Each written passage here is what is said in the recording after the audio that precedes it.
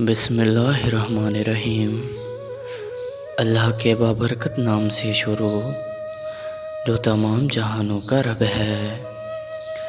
Timur voice channel کے ناظرین السلام علیکم۔ آج ہم جو موضوع آپ کے سامنے گوش گزار کرنے جا رہے ہیں وہ ہے اصحاب کہف کا واقعہ۔ چلیں بڑھتے ہیں اپنے موضوع کی جانب۔ سینکڑوں سال پہلے ایک ملک پر ظالم بت پرست بادشاہ حکومت کرتا تھا۔ یہاں کے لوگ دیوتاؤں کے بتوں کو پوجا کرتے اور انہی سے مرادیں مانگتے۔ وہاں کے بادشاہ نے یہ قانون بنا دیا کہ جو کوئی بتوں کی پوجا نہ کرے اسے قتل کر دیا جائے، اور وہاں کے کچھ نوجوان جو اللہ تعالیٰ پر ایمان رکھتے تھے وہ لا الہ الا اللہ کہتے اور ایمان کی مضبوطی کے لیے اللہ تعالیٰ سے دعائیں مانگتے۔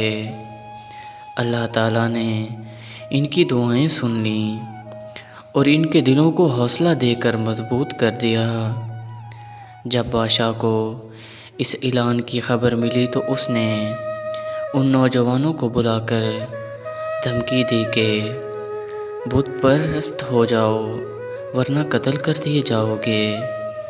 وہ نوجوان اپنے ایمان پر قائم رہے اور جان بچانے کے لیے شہر سے نکل گئے۔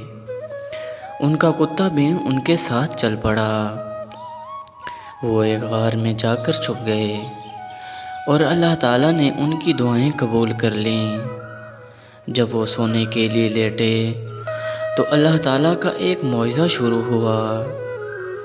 ان کو ایسی نیند آئی کہ وہ 309 سال تک بے خبر سوتے رہے۔ اس نیند کے دوران اللہ تعالیٰ نے ہر خطرے سے ان کی حفاظت کی۔ جب وہ جاگے تو انہیں ایسا لگا کہ وہ تھوڑی ہی دیر سوئے ہیں۔ انہیں بھوک لگی تھی۔ ایک نوجوان کھانا خریدنے کے لیے چپکے سے شہر آ گیا۔ اسے شہر کا ماحول بہت عجیب سا لگا۔ ساری عمارتیں اور بازار بدل چکے تھے۔ سب لوگ اجنبی تھے۔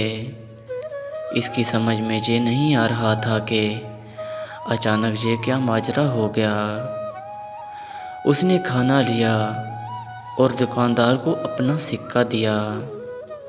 دکاندار نے حیرت سے سکہ دیکھا اور اس سے پوچھا کہ یہ سکہ تمہیں کہاں سے ملا ہے؟ نوجوان نے جواب دیا، یہ میں نے خود کمایا ہے۔ دکاندار نے کہا، کیا مطلب؟ یہ سکہ تو 300 سال پرانا ہے۔ اس طرح نوجوان کو پتہ چلا کہ وہ سب ساتھی تقریباً 300 سال تک سو رہے تھے۔ اس نے یہ بات دکاندار کو بتائی۔ تھوڑی ہی دیر میں خبر سارے شہر میں پھیل گئی اور بادشاہ کو بھی مل گئی۔ اس وقت وہاں جو بادشاہ تھا وہ اللہ تعالیٰ پر ایمان لا چکا تھا۔ وہ سب نوجوان جا کر اس سے ملے اور ان کی بہت عزت کی۔ بادشاہ نے نوجوانوں سے ملا اور جب نوجوانوں سے ملا تو ان کی بہت عزت کی اور نوجوانوں نے اللہ تعالیٰ کا شکر ادا کیا۔